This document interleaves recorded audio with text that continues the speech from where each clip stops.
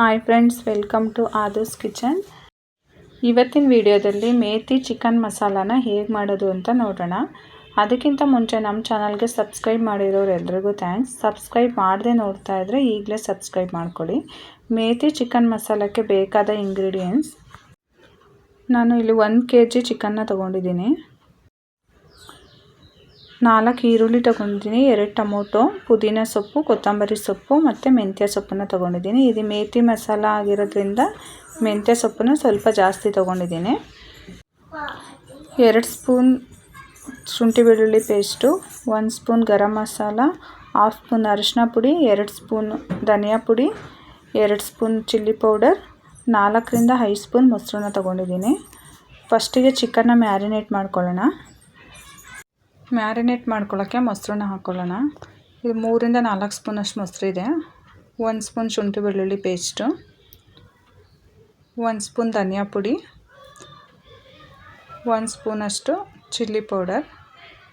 ನಾನು ಕಾಶ್ಮೀರಿ ಚಿಲ್ಲಿ ಪೌಡ್ರನ್ನ ತೊಗೊಂಡಿದ್ದೀನಿ. ನಿಮ್ಗೆ ಬೇಕಾದರೆ ಖಾರದ ಚಿಲ್ಲಿ ಪೌಡ್ರನ್ನ ಹಾಕ್ಕೋಬೋದು. ಸ್ವಲ್ಪ ರುಚಿಗೆ ತಕ್ಕಷ್ಟು ಉಪ್ಪು, ಅರಿಶಿನ ಪುಡಿ ಎಲ್ಲ ಹಾಕ್ಕೊಂಡು ಚೆನ್ನಾಗಿ ಮಿಕ್ಸ್ ಮಾಡ್ಕೊಳ್ಳಿ. ಈ ಥರ ಮ್ಯಾರಿನೇಟ್ ಮಾಡಿ ಚಿಕನ್ನ ಮಾಡೋದ್ರಿಂದ ಚಿಕನ್ ಫುಲ್ ಸಾಫ್ಟಾಗಿರುತ್ತೆ, ಚೆನ್ನಾಗಿ ಉಪ್ಪು ಖಾರನೇ ಹಿಡಿಯುತ್ತೆ, ಟೇಸ್ಟು ಚೆನ್ನಾಗಿ ಅನಿಸುತ್ತೆ. ಒಂದು 1/4 ಗಂಟೆ ಕಲಸಿಡಿ ಈ ಥರ. ಅಷ್ಟರಲ್ಲಿ ನಾವು ಮಸಾಲೆನೇ ರೆಡಿ ಮಾಡ್ಕೊಳ್ಳೋಣ. ಕಟ್ ಮಾಡಿ ಇಟ್ಕೊಂಡಿರೋಂಥ ಟೊಮೊಟೊ, ನಿಮಗೆ ಗ್ರೇವಿ ಸ್ವಲ್ಪ ಜಾಸ್ತಿ ಬೇಕಂದರೆ ಟೊಮೊಟೊನ ಇನ್ನೂ 1-2 ಆ್ಯಡ್ ಮಾಡ್ಕೋಬೋದು. ಮತ್ತು ಪುದೀನ ಮತ್ತು ಕೊತ್ತಂಬರಿ ಸೊಪ್ಪನ್ನು ಹಾಕ್ಕೊತಾ ಇದ್ದೀನಿ. ಒಂದು 10 ಗೋಡಂಬಿನ ಹಾಕ್ಕೊತಾ ಇದ್ದೀನಿ. ಗೋಡಂಬಿನ ನೆನೆಸಿಟ್ಟು ಹಾಕೋಬೋದು.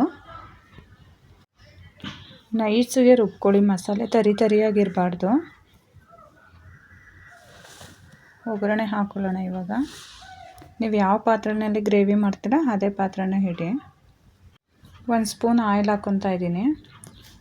ಇವಾಗ ಮೆಂತ್ಯ ಸೊಪ್ಪನ್ನ ಸ್ವಲ್ಪ ಎಣ್ಣೆಲಿ ಬಾಡಿಸ್ಕೊಂಡು ಎತ್ತಿಟ್ಕೋಬೇಕು. ಇದು ಮೇಥಿ ಚಿಕನ್ ಮಸಾಲ ಆಗಿರೋದ್ರಿಂದ ಮೆಂತ್ಯ ಸೊಪ್ಪನ್ನ ಸ್ವಲ್ಪ ಜಾಸ್ತಿ ಹಾಕ್ಕೊತಾ ಇದ್ದೀನಿ. ಮೊದಲೇ ಈ ಥರ ಎಣ್ಣೆಲಿ ಚೆನ್ನಾಗಿ ಮೆಂತ್ಯ ಸೊಪ್ಪನ್ನ ಬಾಡಿಸಿ ಎತ್ತಿಟ್ಕೊಂಡ್ರೆ ಅದು ಹಸಿ ವಾಸನೆ ಅನ್ನೋ ಥರ ಇರಲ್ಲ. ಮೆಂತ್ಯ ಸೊಪ್ಪಿಂದು ಫ್ಲೇವರ್ ಚೆನ್ನಾಗಿ ಅನಿಸುತ್ತೆ. ನೋಡಿ, ಈ ಥರ ನೀಟಾಗಿ ಫ್ರೈ ಮಾಡ್ಕೊಳ್ಳಿ. ಒಂದು 5 ನಿಮಿಷಗಳ ಕಾಲ ಫ್ರೈ ಮಾಡಿಕೊಂಡ್ರೆ ಸಾಕು. ಈಗ ಸಪ್ರೇಟಾಗಿ ಒಂದು ಪ್ಲೇಟಿಗೆ ಎತ್ತಿಟ್ಕೊಳ್ಳೋಣ. ಮತ್ತು ಅದೇ ಬಾಣಲಿಗೆ ಒಗ್ಗರಣೆನ ಹಾಕ್ಕೊಳ್ಳೋಣ. 2ರಿಂದ 3 ಸ್ಪೂನ್ ಎಣ್ಣೆನ ಹಾಕ್ಕೊತಾ ಇದ್ದೀನಿ. ನಾನು ಕೊಬ್ಬರಿ ಎಣ್ಣೆನ ಯೂಸ್ ಮಾಡ್ತಾಯಿದ್ದೀನಿ ಅಡುಗೆಗೆ. ಆದರೆ ಚಳಿಗೆ ಎಣ್ಣೆ ಗಟ್ಟಿ ಆಗಿಬಿಟ್ಟಿದೆ, ಅದನ್ನು ನೋಡಿ ಬಟರ್ ಅಂತ ಅಂದ್ಕೋಬೇಡಿ. ಈಗ ಒಗ್ಗರಣೆಗೆ ಚಕ್ಕೆ ಮತ್ತು ಲವಂಗನ ಹಾಕ್ಕೊಳ್ಳೋಣ. ಈಗ ಕಟ್ ಮಾಡಿ ಇಟ್ಕೊಂಡಿರೋಂಥ ಈರುಳ್ಳಿನ ಹಾಕ್ಕೊತಾ ಇದ್ದೀನಿ. ಈರುಳ್ಳಿನ ಚೆನ್ನಾಗಿ ಎಣ್ಣೆಲಿ ಬಾಡಿಸ್ಕೊಳ್ಳಿ. ಸ್ವಲ್ಪ ಈರುಳ್ಳಿ ಕಲರ್ ಚೇಂಜ್ ಆಗೋವರೆಗೂ ಚೆನ್ನಾಗಿ ಫ್ರೈ ಮಾಡ್ಕೋಬೇಕು. ಈರುಳ್ಳಿ ಫ್ರೈ ಆದಮೇಲೆ ಶುಂಠಿ ಬೆಳ್ಳುಳ್ಳಿ ಪೇಸ್ಟನ್ನ ಹಾಕ್ಕೊತಾ ಇದ್ದೀನಿ.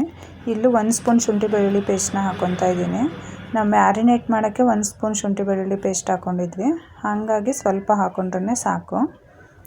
ಆ ಶುಂಠಿ ಬೆಳ್ಳುಳ್ಳಿ ಪೇಸ್ಟು ಹಸಿ ವಾಸನೆ ಹೋಗೋಷ್ಟು ಫ್ರೈ ಮಾಡ್ಕೊಳ್ಳಿ. ಸ್ವಲ್ಪ ಧನಿಯಾ ಪುಡಿ, chilli powder, garam masala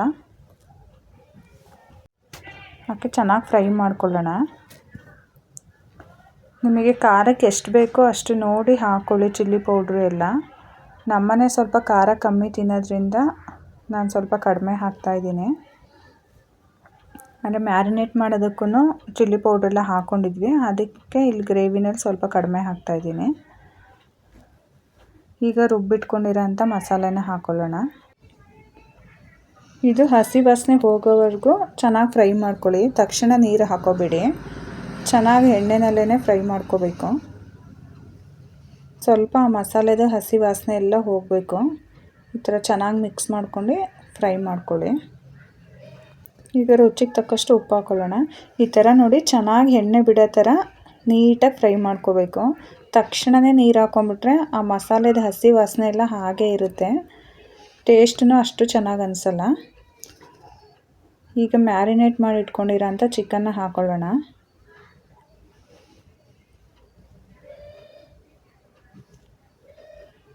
chicken full ಸಾಫ್ಟಾಗಿ ಚೆನ್ನಾಗಾಗುತ್ತೆ ಈ ಥರ ಮ್ಯಾರಿನೇಟ್ ಮಾಡಿ ಇಟ್ಕೊಂಡ್ರೆ. ನೀಟಾಗಿ ಮಿಕ್ಸ್ ಮಾಡ್ಕೊಳ್ಳಿ. ಆ ಮಸಾಲೆ ಹಾಕಿದ್ಮೇಲೆ ಚೆನ್ನಾಗಿ ಎಣ್ಣೆ ಬಿಡೋವರೆಗೂ ಮಸಾಲೆನ ಫ್ರೈ ಮಾಡ್ಕೊಂಡು ಆಮೇಲೆ ಮ್ಯಾರಿನೇಟ್ ಮಾಡ್ಕೊಂಡಿರೋ ಅಂಥ ಚಿಕನ್ನ ಹಾಕ್ಕೋಬೇಕು. ಮೀಡಿಯಮ್ ಫ್ಲೇಮಲ್ಲಿ ಇಟ್ಕೊಂಡೇ ಒಂದು 10 ನಿಮಿಷ ಚೆನ್ನಾಗಿ ಫ್ರೈ ಮಾಡ್ಕೊಳ್ಳಿ. ಚಿಕನ್ ಹಾಕಿದ್ಮೇಲೆ ಸ್ವಲ್ಪ ನೀರು ಬಿಟ್ಕೊಳ್ಳುತ್ತೆ ನೋಡಿ. ಈ ಥರ ನೀಟಾಗಿ ಮಿಕ್ಸ್ ಮಾಡ್ಕೊಂಡು ಚೆನ್ನಾಗಿ ಅದರಲ್ಲೇ ಚೆನ್ನಾಗಿ ಫ್ರೈ ಮಾಡ್ಕೊಳ್ಳಿ ಎಣ್ಣೆ ಬಿಡೋವರೆಗೂ. ಮುಕ್ಕಾಲು ಭಾಗ ಚಿಕನ್ನು ಬೆಂದಿದೆ ನೋಡಿ. ನೀಟಾಗಿ ಎಣ್ಣೆ ಬಿಟ್ಟಿದೆ ಚಿಕನ್ನು. ಉಪ್ಪು ಖಾರ ಮಸಾಲೆನೂ ಚಿಕನ್ನಿಗೆ ಚೆನ್ನಾಗಿ ಹಿಡಿದಿರುತ್ತೆ. ಈಗ ನಿಮಗೆ ಗ್ರೇವಿ ಕನ್ಸಿಸ್ಟೆನ್ಸಿ ನೋಡಿಕೊಂಡೆ ನೀರು ಹಾಕ್ಕೊಳ್ಳಿ. ನೀರು ಹಾಕಿ ಈ ಥರ ನೀಟಾಗಿ ಮಿಕ್ಸ್ ಮಾಡ್ಕೊಳ್ಳಿ ನೋಡಿ. ನಿಮಗೆ ಗ್ರೇವಿ ಕನ್ಸಿಸ್ಟೆನ್ಸಿ ಎಷ್ಟು ಬೇಕು ಅಂತ ನೋಡಿ ಹಾಕಿ ನೀರನ್ನ. ತುಂಬ ತೆಳ್ಳಗೆ ಮಾಡ್ಕೊಂಡ್ರೂ ಚೆನ್ನಾಗಿರಲ್ಲ ನೋಡಿ. ಇಷ್ಟಿದ್ರೆ ಸಾಕು. ಸ್ವಲ್ಪ ಬೆಂದ ಮೇಲೆ ಅದು ಇನ್ನೂ ಸ್ವಲ್ಪ ಗಟ್ಟಿ ಆಗುತ್ತೆ. ಒಂದು 5 ನಿಮಿಷ ಪ್ಲೇಟ್ನ ಕ್ಲೋಸ್ ಮಾಡಿ ಬೇಯಿಸೋಣ ನೋಡಿ. 5 ನಿಮಿಷ ಆಗಿದೆ. ಚೆನ್ನಾಗಿ ಕುದೀತಾ ಇದೆ, ಒಳ್ಳೆ ಘಮ ಬರ್ತಾ ಇದೆ. ಈ ಥರ ಚೆನ್ನಾಗಿ ಮಿಕ್ಸ್ ಮಾಡ್ಕೊಳ್ಳಿ. ತುಂಬ ಹೊತ್ತು ಬಿಟ್ಬಿಟ್ರೂ ನೀವು ತಳ ಹಿಡಿದ್ಬಿಡುತ್ತೆ.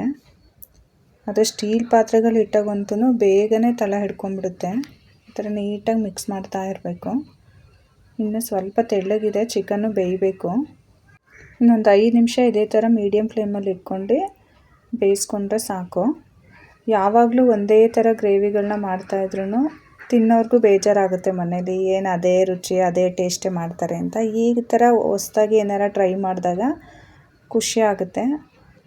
ಸ್ವಲ್ಪ ಗರಂ ಮಸಾಲಾನ ಲಾಸ್ಟಿಗೆ ಹಾಕೊಳ್ಳೋದ್ರಿಂದ ಟೇಸ್ಟು ಚೆನ್ನಾಗಿರುತ್ತೆ. ಒಂದು ಅರ್ಧ ಸ್ಪೂನಷ್ಟು ಗರಂ ಮಸಾಲಾನ ಲಾಸ್ಟಲ್ಲಿ ಹಾಕ್ಕೊತಾ ಇದ್ದೀನಿ. ಹಾಕಿ ಚೆನ್ನಾಗಿ ಮಿಕ್ಸ್ ಮಾಡ್ಕೊಳ್ಳಿ. ಈ ಥರ ಹೊಸ ರುಚಿಗಳನ್ನ ಮಾಡಿದಾಗ ಮನೇಲೂ ಮಕ್ಳುಗಳಿಗೂ ತುಂಬ ಇಷ್ಟ ಆಗುತ್ತೆ. ಈಗ ಫ್ರೈ ಮಾಡಿ ಎತ್ತಿಟ್ಕೊಂಡಂಥ ಮೆಂತ್ಯ ಸೊಪ್ಪನ್ನು ಹಾಕ್ಕೊಳ್ಳೋಣ. ಮೆಂತ್ಯ ಸೊಪ್ಪು ಹಾಕಿದ್ಮೇಲೆ ಒಂದು 2ರಿಂದ 3 ನಿಮಿಷ ಬೇಯಿಸಿದ್ರೆ ಸಾಕು.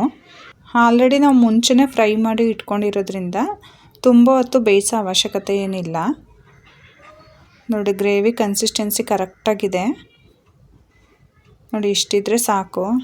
ಇಡ್ಲಿ, ದೋಸೆ, ಪೂರಿ, ಚಪಾತಿ, ಗೀ ರೈಸು ಎಲ್ಲದ್ರ ಜೊತೆ ತುಂಬಾ ಚೆನ್ನಾಗಿರುತ್ತೆ. ನಾನು ಗೀ ರೈಸಿಗೆ ಈ ಗ್ರೇವಿನ ಮಾಡ್ಕೊಂಡಿದ್ದೀನಿ. ನೀವು ಒಂದ್ಸಲ ಟ್ರೈ ಮಾಡಿ ಹೇಗಿತ್ತು ಅಂತ ಕಮೆಂಟ್ ಮಾಡಿ ತಿಳಿಸಿ. ಮತ್ತೆ ಒಂದು ಹೊಸ ರೆಸಿಪಿ ಜೊತೆ ಮುಂದಿನ ವಿಡಿಯೋದಲ್ಲಿ ಸಿಗ್ತೀನಿ. Thank you for watching. ಈ ವಿಡಿಯೋ ನಿಮಗೆ ಇಷ್ಟ ಆಗಿದ್ರೆ ಲೈಕ್ ಮಾಡಿ, ಶೇರ್ ಮಾಡಿ, ಸಬ್ಸ್ಕ್ರೈಬ್ ಮಾಡಿ, ಮತ್ತೆ ಬೆಲ್ ಹೊಡೆಯೋದನ್ನ ಮರಿಬೇಡಿ.